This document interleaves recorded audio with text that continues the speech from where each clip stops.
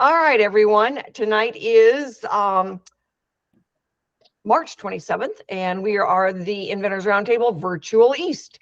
So we're going to I'm going to have each of you introduce yourselves, kind of tell us where you are in the process. And then, and share your wow moment. We did that on the radio today. I had 3 guests on the radio, and everybody was talking about their inspiration for their product. And it's always fun to hear about, how somebody's like, oh my God, I could do this. So it just gives us something to share and be able to visit about before we answer questions. So Jesse, you want to start? You were the first one here. Well, as you asked me before, my background was in virtual reality, or what was that. It's become virtual reality, but it was stereoscopic video from the 80s going forward. And then I patented the device in 1999. Well, yeah, I applied in 1999. I got a patent in 2001, I think it was. And it's already, expired, even though I paid all of my maintenance fees. So my background basically was in stereoscopic video. And now I'm working on 2 much cheaper for the retail market and much simpler than my original adventure into inventing. Okay. All right. Well, and I know that Carol is not patent pending yet, so she wouldn't be able to share with us her aha moment until later. But Brandon can share his aha moment, at least with the one that he was on the radio with us last week. So Brandon, introduce yourself. Hi guys, I'm Brandon Kohler. I'm from Indianapolis, Indiana, and I am new to the Inventor lady and saw her on a call recently for a big group Inventors call and got introduced, and now joining my first roundtable. Excellent. So, by the way, hello, Brandon. Sorry to overspeak Rita there, because I recognized your voice right off, but I wasn't sure if that was you. Yeah, ditto. Hey, Jeff, thanks for joining us. So, Brandon's got a very cool product, and one of the reasons I had him on the radio was because he was actually selling product at that point. And so when we were doing the radio show, sometimes I need somebody that's a newbie but patent pending, because we're talking about what the invention is, and sometimes I need someone that's a little bit further down the path and has got product they want to get out there. So Brandon, when it comes to, I know kind of you've shared with me your aha moment with your product that you've got selling in, what you said, 42 stores? 52, but yeah, close enough. 52. There you go. I knew it was a lot. So tell everybody, kind of what you've got and how you managed to get into so many stores. Basically, during the shutdown, I invented a product to help people put together like AR-15 rifles, because you actually couldn't buy a completed one. They were out of stock everywhere, and you had to piece it together. And I do competitive shooting on the weekends, so I had experience putting together competition rifles, and I had customers, neighbors, community members that wanted me to help them. And so we'd sit there in their garage and struggle putting all the pieces together, because it's kind of intricate. And then there's a lot of crappy YouTube videos, people misidentifying parts, really poor lighting. But I saw how many searches there were for it. And then there's a lot of things called cleaning mats that just had a giant picture of how to put together a rifle. And it was all in ABC order, but nothing was actually like list by steps.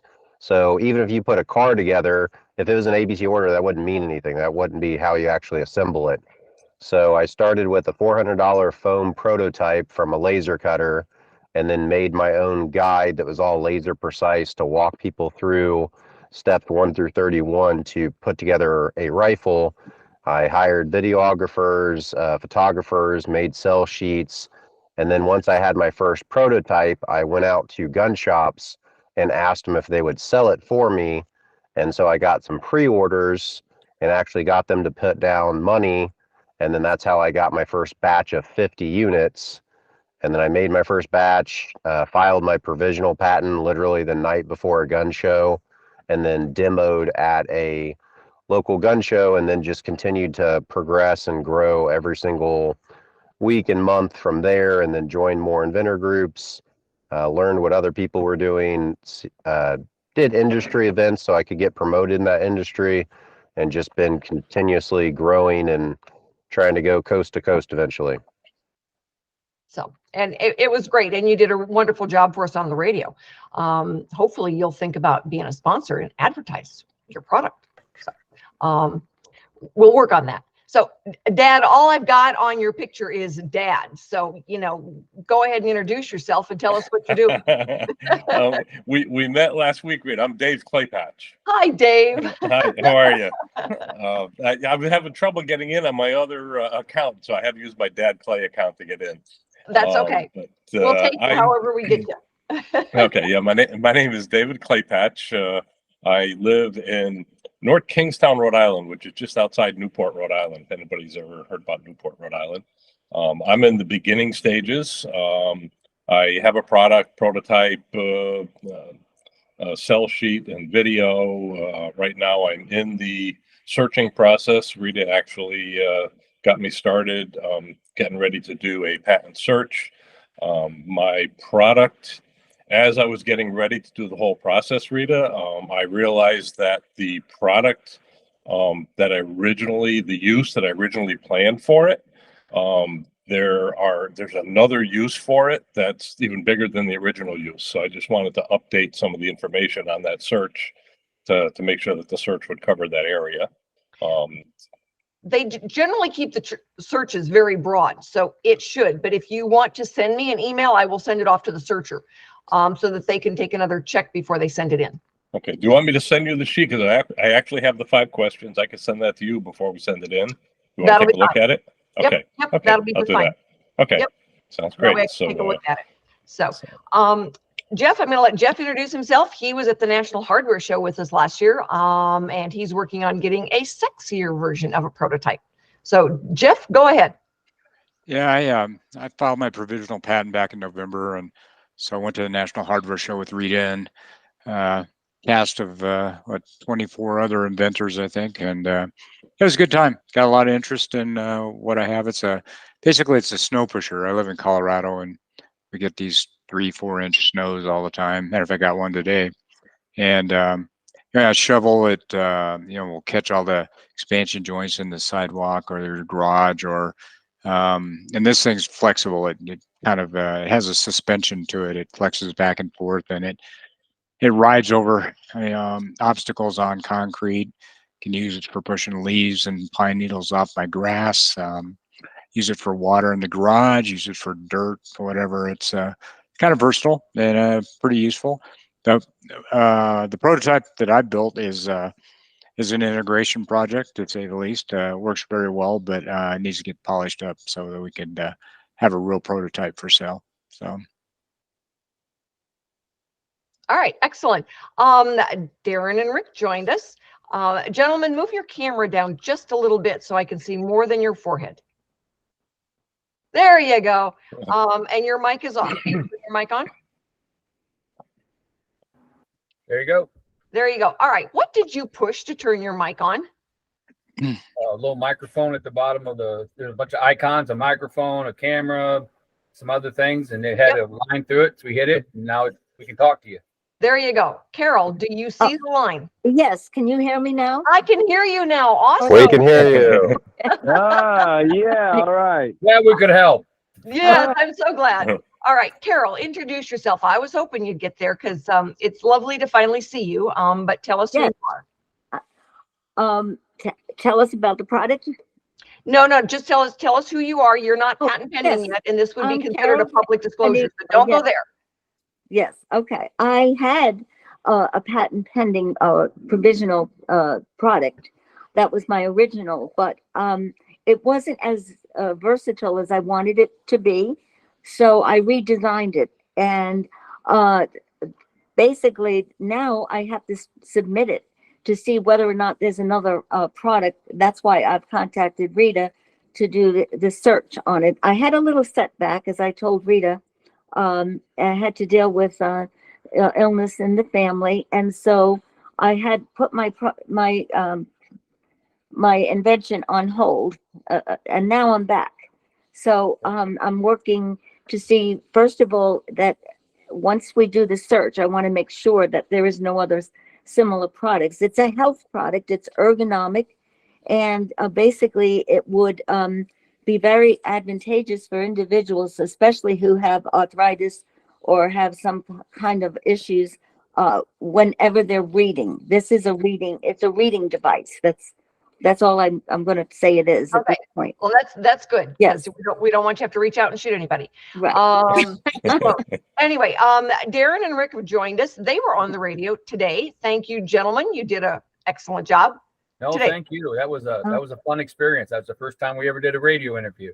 Wow. Well, you will be all over America come Saturday afternoon. And Okay. that is generally where the it airs. And I had somebody ask me the question. It's like, well, do the videos and the podcast you do show up at the same time as the radio? No, they don't. Simply because the radio stations require that we do not share anything until it airs on the radio first, because the stations are paying to carry us. And so the radio goes out first, and then we match it up with video as soon as we can. So, gentlemen, I will be contacting you to do some video with me and show off your perfect caster probably next week. We have those, yes. And let's say this: that 15 minutes went by like that. Yeah. I know, doesn't it? It's so fast. Absolutely. Yeah. I start hearing the music. I'm like, you got to be kidding me. You know, right? Jeff has been on, Brandon has been on. So yeah, it is. It's funny how quickly that time goes, and it's a real energy boost. And then when it's all done, it's like, oh, really? I'm so glad it's done. But it's always surprises me how fast a Monday rolls around now, because we're looking to get people on the radio. So any one of you could be called at any last minute to say, okay, can you sit in tomorrow because somebody canceled? And I've had it happen, and I've always got my go-to list of, I need somebody to fill in a spot. And so anyway, we've got someone else coming. All right. My 405 phone number. Who are you? Robert North. Hi, Robert. How are you? Oh, okay. I thought I'd listen in on your conversation about funding options and mentoring. Where are you guys out of? Where do you want us to be out of? Are you guys out of Pennsylvania?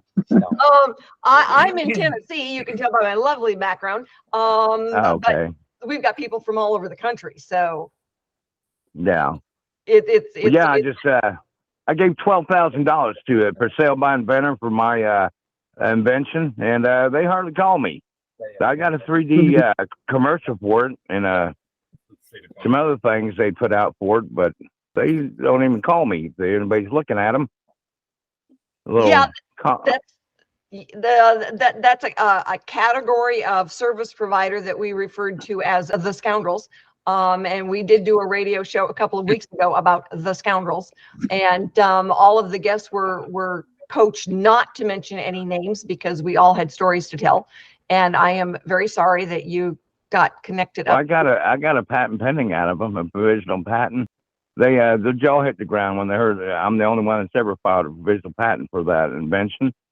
So now you can't fuck me around, because I got it, in 2000. I filed for a provisional patent, and I got that.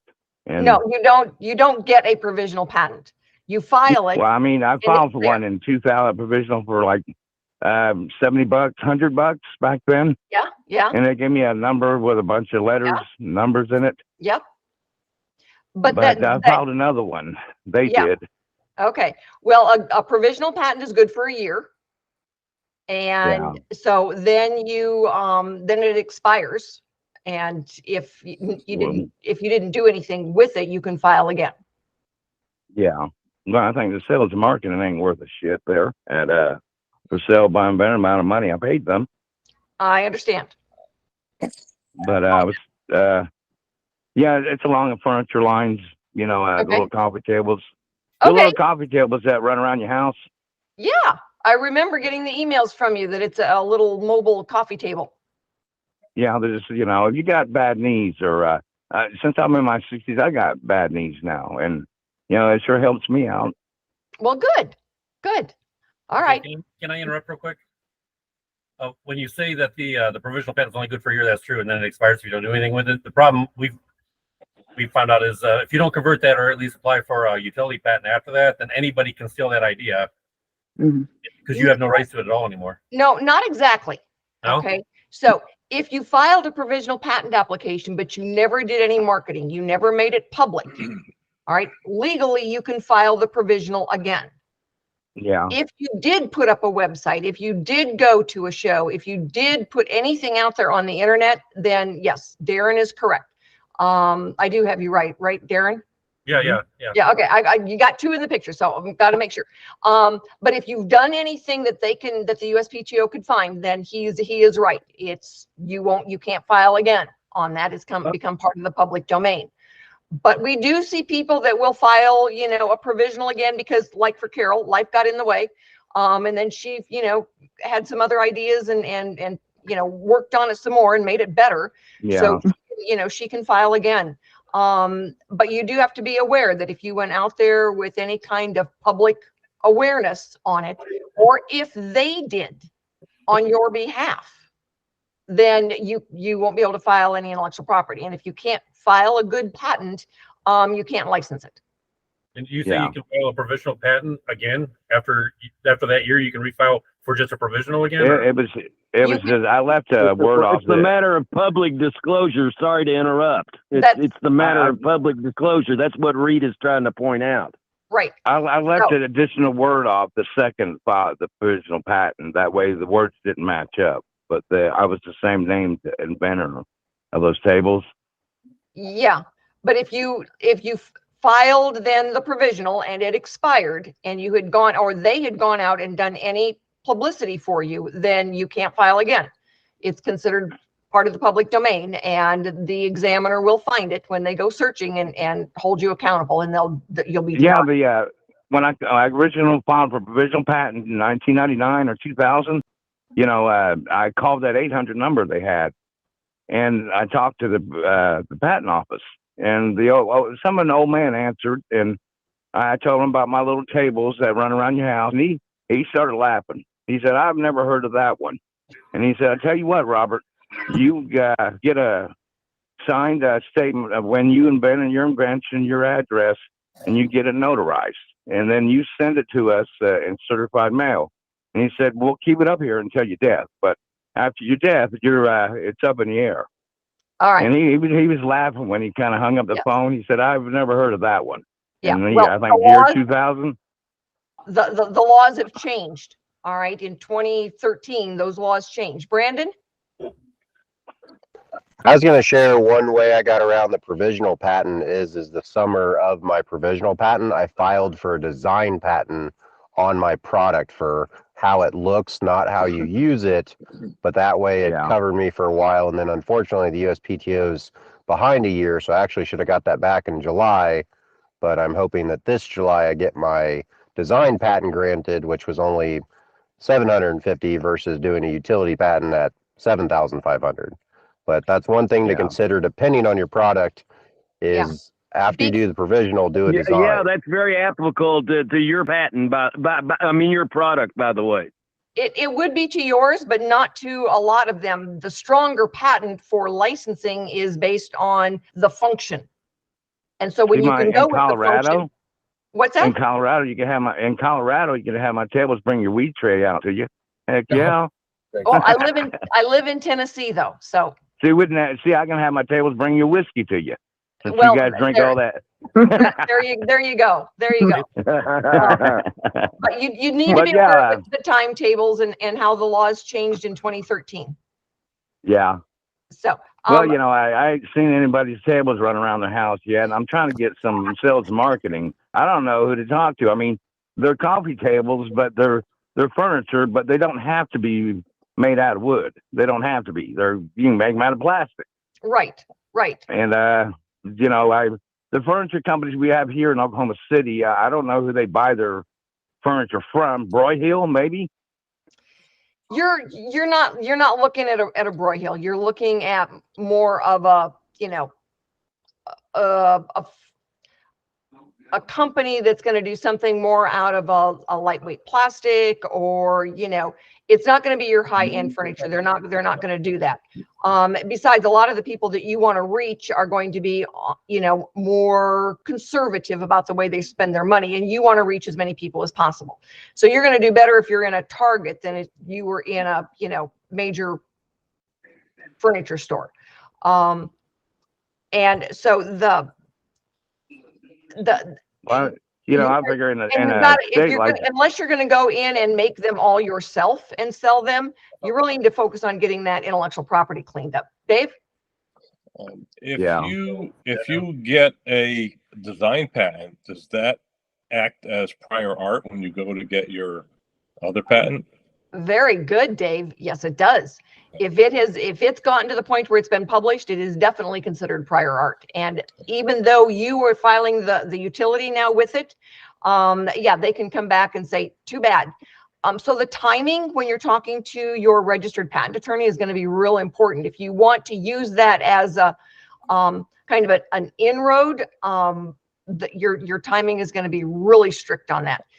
I already got the patent. I already talked to him about the design of it, and it has several designs to it. He put it in the patent application. So your utility patent? Just to the provisional patent, he said there's not one design to any of it. It doesn't. Your provisional. There's no designs to a coffee table. There isn't. I understand what you're saying, but you need to keep in mind that a design patent is not about encompassing the whole part of the product. All right, a design patent is two-dimensional. It's top and bottom, left and right, front and back. And it's only one of those. It's two-dimensional. So if you've got something that's functioning, all right, and all you have is a design patent, someone else can make something that is functioning just like yours, and it's part of the public domain because you're not covered with any intellectual property. You're only covered. Rita, may I interrupt? Because some of these people, like the gentleman you're talking with here, doesn't seem to be aware of what changed with the American Inventors Act. Is that it switched from first to invent to first to file. Correct. Very good. Thank you.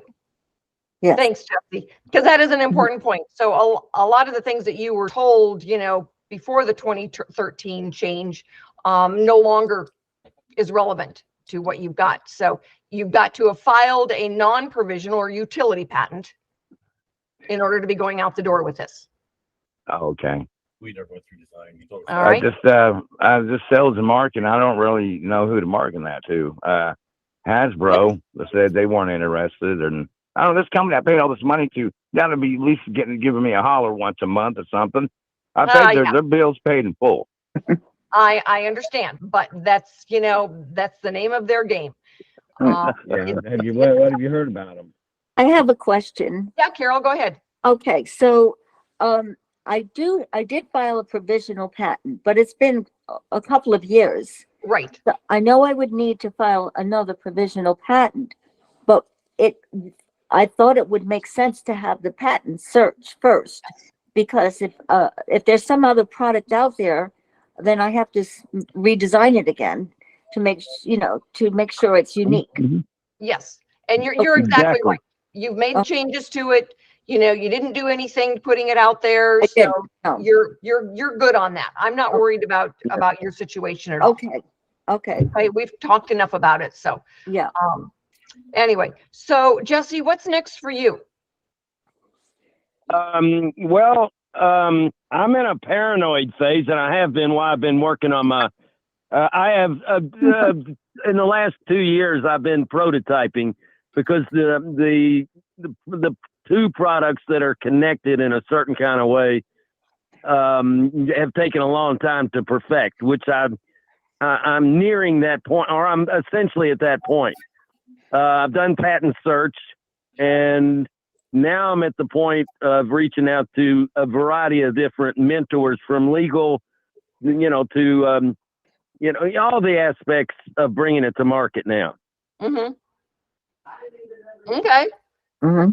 And it's at this point it's been confidential, so there's been no public disclosure whatsoever. Okay.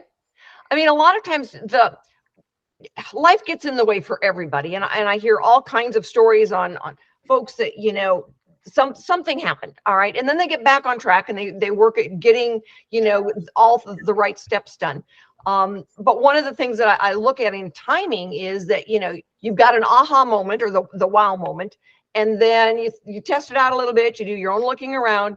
And then we look at doing then the comprehensive search and finding out, the comprehensive search has got to include the USPTO, the international search, and a product search.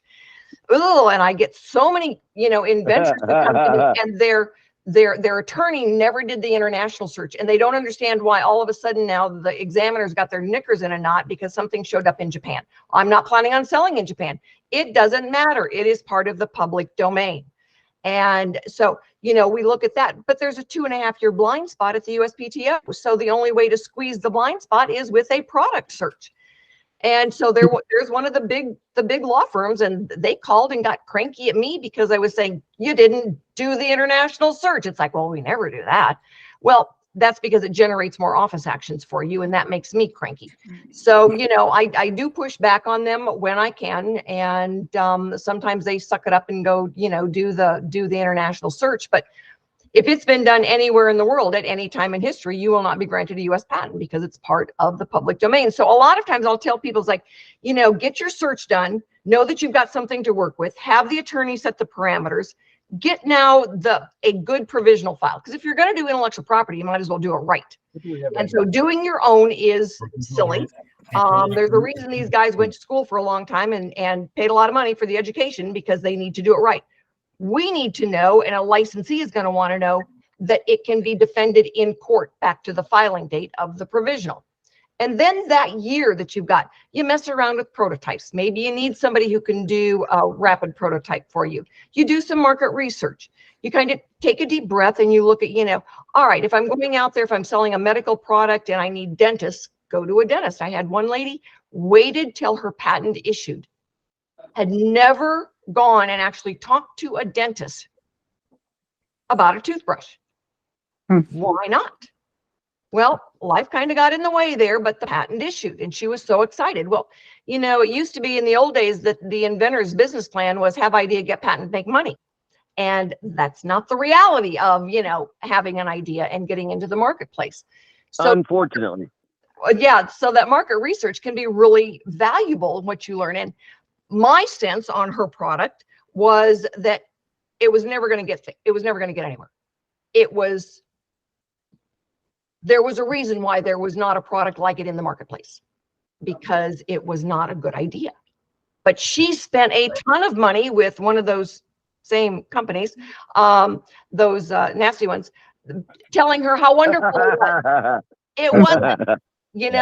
And so my suggestion was, go to the people that would either be recommending it or using it and ask them for their opinion. You're patented now. Why can't you go?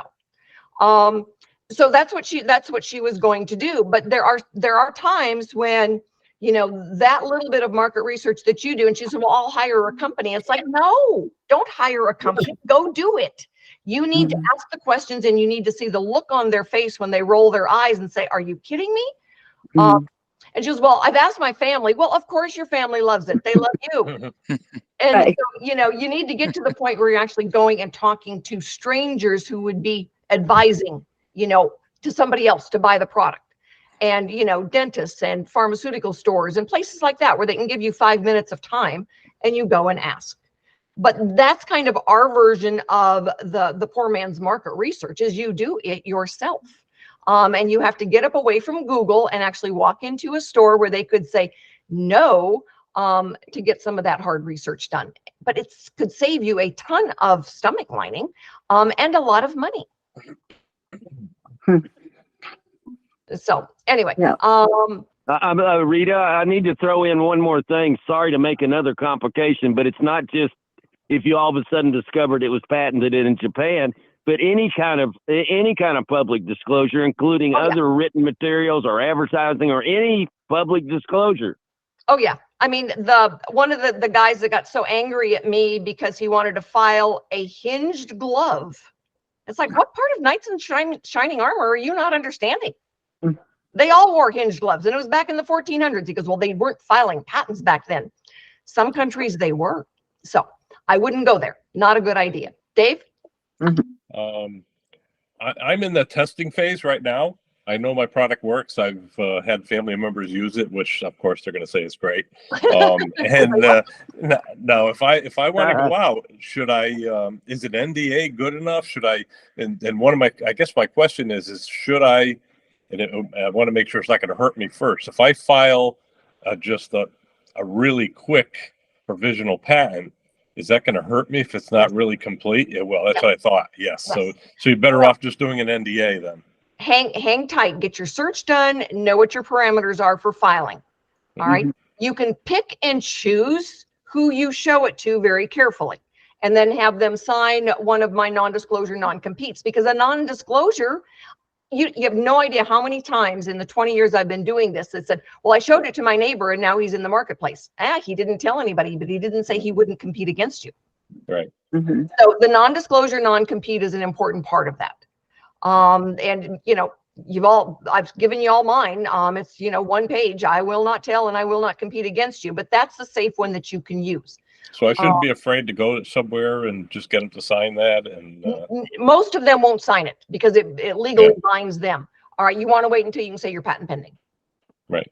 Okay. All right. So before you do any testing, you got to do patent pending. Well, before you do any market research, Mhm. all right, you can get prototypes done, and then you use, with anybody who's doing a prototype, you use a work for hire agreement.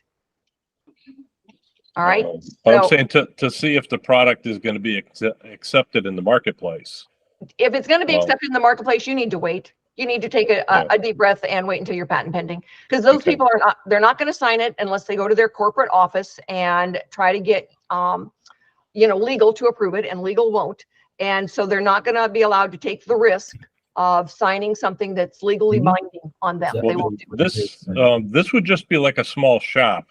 If it's a small independent shop and you can, you know, you know the owner, you know somebody who knows the owner. Otherwise, you're not that far off. It's not worth the risk.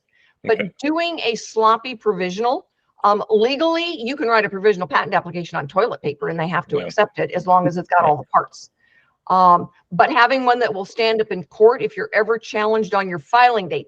That's why, you know, doing one that is just kind of down and dirty, and you want to use that filing date. If someone challenged you on that filing date, that's what the judge would be looking at. Okay, I understand that. I want to say one real quick thing. We've been dealing with some of the biggest players in our field at some of these shows, and we've seen it all. We've seen this them as like, don't even show us or talk to us anything till you have a complete patent, not patent pending, patent. And we have other ones that say we don't license with anybody. If we want it, you know, we'll buy you out directly. We won't license it. And then there's a few people. It seems like the bigger you get, they want you to either have a complete patent, they don't want patent pending, or they won't even look at you. Or, I mean, they only go so far. It's hard to get to that. It would be easier, I think, for us in our field if we had the final patent. You don't want a legitimate licensee doesn't want you to wait because they're losing time in the marketplace. For those bigger companies, it's just a way to get rid of you. Okay. All right. It's their way to say, we're too busy to deal with this. You know, some companies won't, you know, do it. If you make a splash in, you know, the real world, all right, you know, we get out there on YouTube, you know, you're showing your prototypes, and enough people start going in and saying, you don't have this. Why don't you have this? The store owners then will start going after then their potential manufacturers and say, why can't we get this? Where is it? That's what, you know, you're kind of pushing the water up the hill from the backside, basically. But that's what gets then those manufacturers to actually take a look at it. When they say they don't license, some don't. They just don't. Most of the time, it's somebody that wants to get into the business, that wants to compete against the big boys, that might be your best option. But, you know, we'll take a look at some of those. And like I said, when they say that, you know, call us when your patent is issued. You know, yeah, all right. Sometimes, you know, they may get back, but we don't wait for the patent issue, because anybody that really wants it, that's just wasted time on the life of the patent. Well, like Darren was saying, in our particular field that we're dealing with, you know, when we saw them at a iCasting event, they were like, yeah, go onto our webpage. We check our ideas once a month. We're always looking for this. And on our webpage, it said, we're looking for this, this, this, this, and this. And like, okay. But you get on there and you get to the point where you're about ready to submit, and they come up with these 4 pretty vague ways of saying, you know, just because you did it doesn't mean that we are not working on it, and you know, it's no guarantee. And then we want to, you know, give some of this information to a third party, and we're not obligated to anything. I'm like, so we actually got to that point, stop, and took all that, we photocopied that or whatever on the internet and sent it straight to our patent attorney and said, you need to read these and tell me exactly what this means in English. As to me and my I don't want to give them anything, a drawing, a description of nothing of what we did, without knowing that they're not going to take that and give it to a third party, even though we're 2 months away from having our utility patent, you know, given to us. June's our date. We're being told in June you're going to get it's coming in June.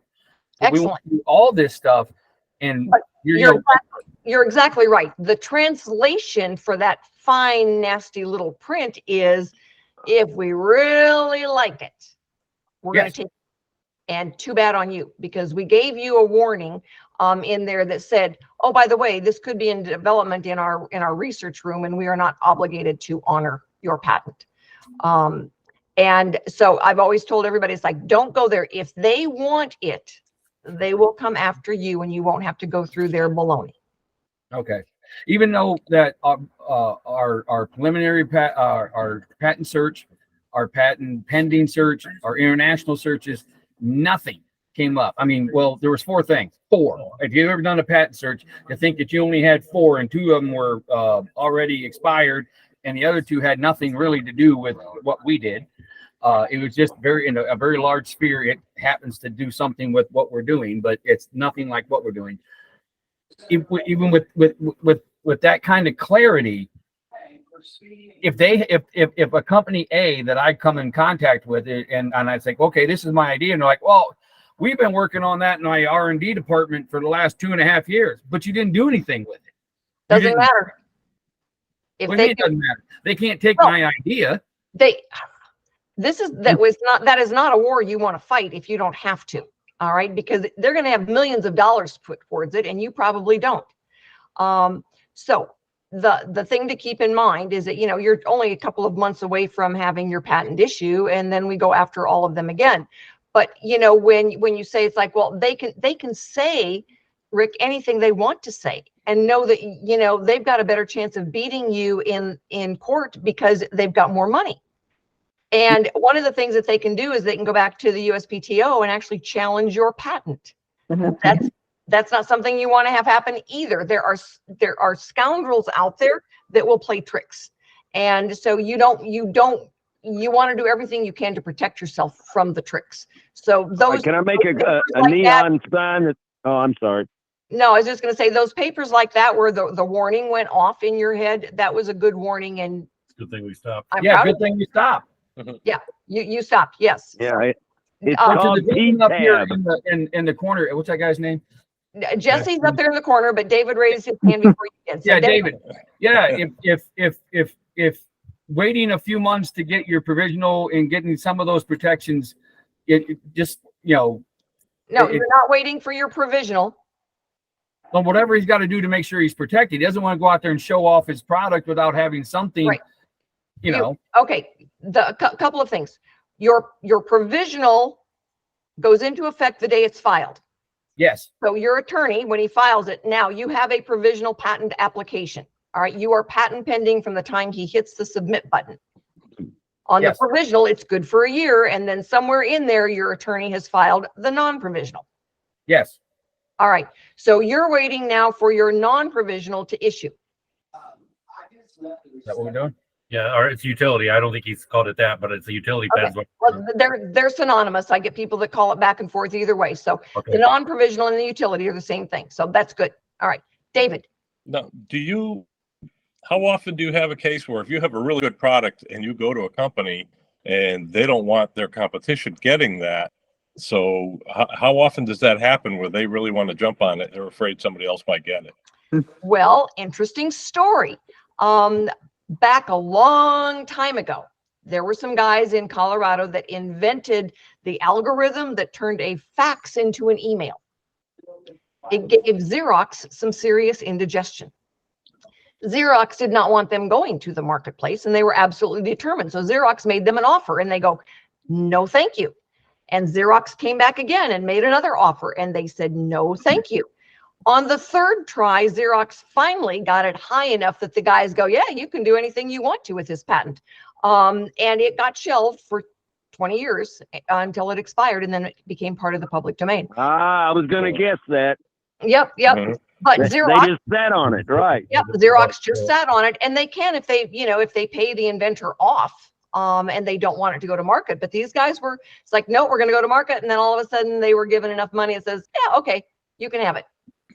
How often do the licensees give you a guaranteed amount for 3 to 5 years? Never. Never. No. Yeah, that ship sailed back in about 2008, and then we had the America Invents Act that put some more problems in there. So now it's kind of down and dirty. They will have a business plan. Okay, so when we're talking about licensing, and somebody would come to our booth, or we reach out and they're looking at it, their minds are calculating right away. Their minds are looking at what it can be sold for. So they're looking at the retail price, what it should be, the ballpark. They know then what it should be wholesale. So their mind is already working. Multiple of 5, they all have to work with it. Everybody does. That's what they go out. They don't want to go out with a product that they can't have a business plan that is going to make them 3 to 4 million in wholesale numbers. All right. So the Inventor averages about 5% of wholesale. That is the number that is easiest to track. They don't get to take bad business expenses off of it. They don't get to take any business expenses off of it. It's based on the wholesale pricing. All right. Very simple mathematics. So they rarely are going to put $500,000 into developing a product that they can't, they've got at least a fighting chance of hitting their business plan. So they don't make guarantees. They can't anymore. They don't know if a ship is going to sink, if there's going to be, nobody put pandemic in their 2020 business plan. So, you just never know. So they don't do that anymore. Sometimes you might catch them doing minimums. All right, but they really want to hit their target, just, for their own peace of mind. So that's what you can kind of go on, is if they're going to try to hit their business plan, that's beneficial to you. If they don't, if they just sit on the product, then that's breach of contract and we pull it back. And what other recourses do you have once they do that, other than just pulling it back? Do we have recourse to go to court and recoup some of the lost stuff because they didn't do their end of the bargain? We watch it closer than that. We have them give us their business plan, so we know what their time frame is. What is their target? We know enough about how long it generally takes. Are they buying out, like one of the gentlemen? He's already got manufacturing set up. He's making these things by the thousand and selling them. So for a licensee to step into it, it's not a big deal. But somebody who doesn't have manufacturing set up, it's going to take longer. So we know those. We know those time frames, and how are they doing it at getting things teed up and ready to go, and then hold them accountable. Can you sue them for breach of contract? If generally no, you just don't want to go there. You just want to move on. It's a matter, Rick, of how much stomach lining you have and how much money you have. And if you get tied up in doing something like that, it eats you alive, as opposed to just moving on. Just get the product into the marketplace. That's what you really want to do. All right. Can you sue them? Sure. You can sue anybody you want to. But generally, if you got $1 million. What's that? If you got $1 million minimum and nothing else to do, that's Right. one of the guys that he always talks about. He lost so much family time by pushing himself into manufacturing the product instead of just licensing it. And that's family time he can't ever get back. Right. And when you do a lawsuit, it's negative time that you lose, and you don't ever get it back. I've watched it. I've watched it happen. I've seen people lose everything by going down rather than just moving on. But you're the only ones that can make that decision. And it depends a lot on the details of what's going on. So I'm not saying you can't. Yes, you can. I'm not saying you shouldn't. You certainly could. It's a business option. But I've got a gentleman in Kentucky that's been fighting that battle for years, trying to sue somebody that's been infringing on him. And it's like, let it go and move on. He's got several other products that are really cool, but this one has got his knickers in a knot, and it makes him angry that this other company started making the product. So anyway, I understand that, but we have, I can empathize with that gentleman because, excuse my French, but we spent a lot of damn time making this thing. A lot of blood, sweat, and tears put into this for 2.5 years to think that if I go and and find a licensee, and we go down that path, and then for whatever reason they just turn into the backside of a mule. I'm just out 2 years of them screwing around, and I have no recourse on that. That doesn't seem, and we're new at this. So this is just, the first time I had to take this medicine. So I just got to get used to it is all, and say, okay, that's the nature of this world that we are just taking our first steps into. Think about it like this. All right. If you had to put in $500,000 into manufacturing, and then you had to go out and do all the sales, it would take you the same 2-year time slot. All right. So now you haven't spent the $500,000. All right. So you can move on without thinking that, you've wasted a bunch of money. So when you get angry before there's something to be angry about, keep in mind that somebody's putting in for a product like this about $500,000 into the manufacturing. One, it does take some time. And as long as they're showing progress, I agree with you. If they're just sitting on it to get it off the market, we pull it. It's a termination. And we move on. But one of the things that we do is if you've got a new tractor, the last place you want to go is John Deere. They're notorious for ripping off intellectual property. Huh. There's one of the companies that is a supplier to Lowe's, North Star, something like that. They're notorious. So when we know the companies that you shouldn't go to, car companies, they're horrible. So you'll learn as you go on who not to go to. A lot of times the best companies to go to are the ones that want to compete with the big boys. They want a new product so that they can compete. The little guys, we generally don't go there because they don't have deep enough pockets for the manufacturing. And if things get tough, they're going to focus on their product, not yours. Okay. All right. Is tonight's the essence of tonight's meeting? I mean, what exactly does Rita, the event lady, do? Or if we were looking for somebody, a company to help us find a licensee, is that something? Yeah, okay, that's it. That's the question I need. Yep. Now let's go on to our conversations. Other people want to talk. So. Let me answer David's question or get his comment out there, and then I will answer a little bit more about that. David. Okay. Actually, I had a similar question to this. You can answer it after mine. But do you have anybody, if we're in the very early stages of a product, do you have anybody there that can assess it to see if it's worth pursuing? I do. All right, but it's Mhm. my team. It's my team. So when we go out there and we're looking, and gentlemen, this kind of goes into that licensing. As a licensing agent, I don't charge anything up front. So my team and I are fairly selective in what we take on as new products, because we're going to put a lot of time and energy into getting it out there and talking to people and everything. So we want to know we've got a good shot at it, and it's something that we're interested in.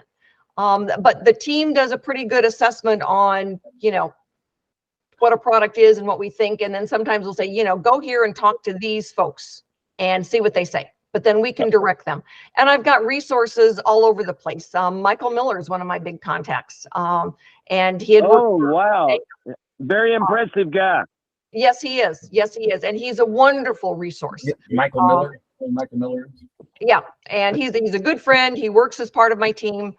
We have him on the radio show as an expert on a regular basis. So that's all part of the team that I have that we can reach out and get some feedback for you. And I know if I was you, I probably wouldn't even want to consider that until you got the patent search done. Is that correct? Right. Yeah.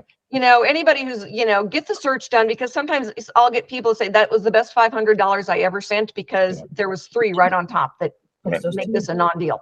And then I'll get people say, oh, that was a really good search because there was nothing in there except for the one that you found that is relative to mine.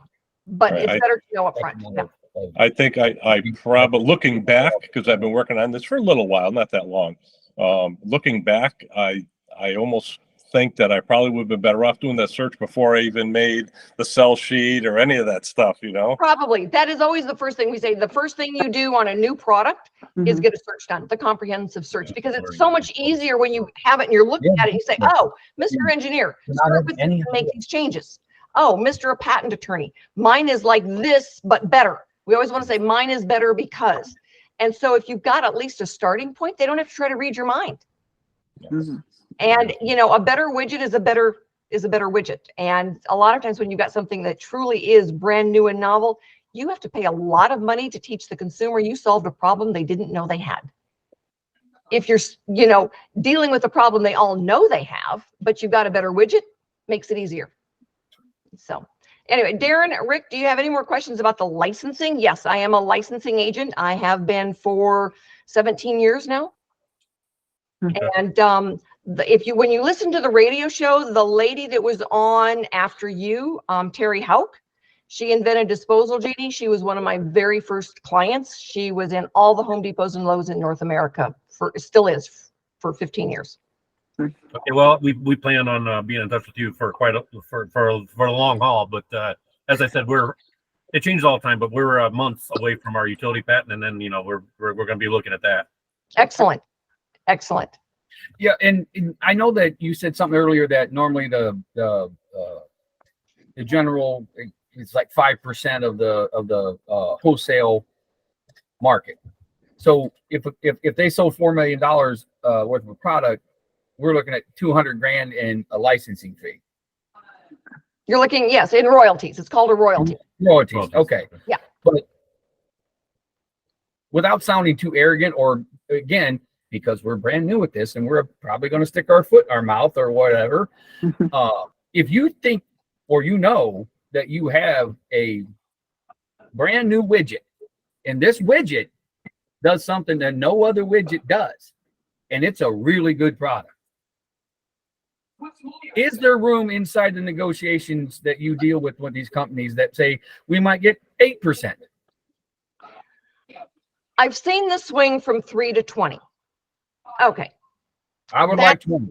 That said, there is a swing. I'm saying that average, you're not going to get 20 because you haven't sold any. Okay. Right? You haven't proven yourself in the marketplace. They're going to hold against you. But keep in mind, there is a multiple of 5 out there in pricing that is, it's not on Mount Rushmore, but it might as well be etched someplace on a stone. The multiple of 5 means that if you've got a product that should retail for 10, you need to be able to make it, package it, ship it, and insure it for 2. All right, because the store is going to sell it for 10. They bought it for 5. A distributor bought it from you for $2.50. And now that means you make 50 cents per unit. And that's if you're doing the manufacturing. And a licensee's got to deal with the same multiple of 5. So when you start looking then at those numbers, it's, you start understanding a little bit more.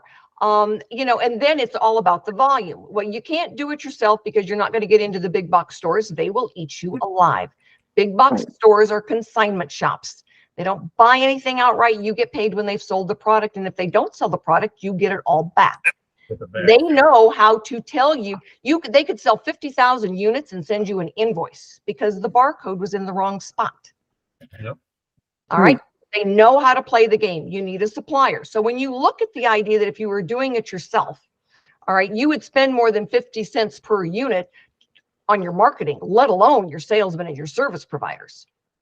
All right, because you still have to have an accountant and attorney and salespeople and all of that. Well, now you're eating away to your 50 cents per unit. And, all right, so you sell them for $50 and you get, 10 per unit. Marketing costs a lot of money. Well, you still can't get over the hump of the big box stores because they will still eat you alive. So now it's the supplier. All right. You are going now to the bank once a quarter to make a deposit instead of a withdrawal. And if you want to talk to somebody that had a very cool product, I will let you talk to George Peters. I've known George for a long, long time, and he invented the kettle pizza. It's actually in the White House. The what? A kettle pizza. It's part of a pizza drum, all right, that turns those kettle pizza circles into a pizza oven. And so it's actually in the White House. They've got one in the White House of the kettle pizza. And he will tell you that, there were so many different hands in his pockets. He nearly lost his wife, nearly lost his home twice, almost declared bankruptcy until they licensed it and moved on. So the worst thing they ever did was try to think that they were, going to do it themselves. And he had a partner that had a pretty good amount of money, but it just became the point where the time suck and the loss of family time and everything. So he licensed another product earlier. And he goes, every time I go to the bank to deposit my royalty check, I have a smile on my face. And then I went back to work for the money suck. But they licensed it finally. They did license Kettle Pizza, so now it's being made and distributed by somebody else. And that is the money that they go and they put in the bank every quarter, because the royalties are usually paid by quarter. So, you know, is there room to negotiate? Yes. The more you have done prior, the better the swing is in being able to negotiate a higher rate. Done what? Done sales or done Sales, like sales, product? right. If you've been able to make some product and sell them. Okay. Yep. All right. So if you've been able to make some product and sell them in a perfect licensing world, all right, you've got a good patent filed, you've got some product made. It doesn't have to be thousands, but you know, a few hundred that you're able to get out there and prove to somebody that they, you know, you can split money away from the consumer. We had one guy that he had a product, and we wanted to go to the SEMA show, which is for automobile accessories. But we had to prove that he was in the marketplace, but all he had was prototypes. And we said, all right, so we need to be able to post this on a platform that does, you know, internet sales to prove that we're in the marketplace. That's all they were looking for. So we figured, all right, we'll do this, but we'll charge like 3 times what anybody would ever pay for it. And by golly, they started selling. And it's like, oh my God, all we've got are prototypes. And so what we did was we said, we will send you the prototype. And if you will give us a review of the product and send it back to us in writing, we'll give you all your money back. And they got to keep the prototype. So, and, you know, we had some of these guys that would write pages and have their neighbors, you know, give them testimonials and everything. So it was a great experiment to have, but then we did take the product down because all he had was prototypes and he was out. Right. All right. So yes, I'm happy to answer your questions and help you with your learning curve. I don't want to give you indigestion, but the only thing when you license, the only thing that you pay for is keeping the patent up to date. The licensee pays for everything else. Yeah, I'm starting to get the understanding that, you know, the biggest obstacle is because it's my baby, it's my idea. I know. And you know what? It's the id. It's you gotta get rid of that and just look at this in black and white. You know, Rick, let me tell you about kids. All right. Every invention is like a child. You conceive it, you nurture it, it sucks you dry, you throw it out. And until it grows up and moves away from home, it's not going to take care of you. right? All right. Brandon, you had your hand up. What's up? I had a quick question. If I wanted to find out from the radio interview on Saturday, is there like a quick list or like a podcast or a way to download that from Saturday's show? Or Invent America. The Saturday one should be up. I'll send you the link so that you can go in and take a look at it.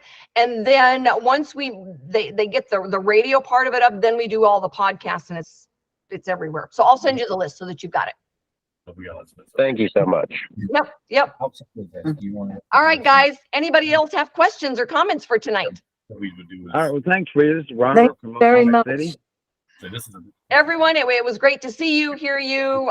Thank you for joining us tonight. And if you have any questions at all about any of this stuff, let me know. Thanks, Rita. Well, Good night, everybody. Okay. Good night. Good night, Rita. Good night. Thanks, Rita. Good night, guys. Thank you very much.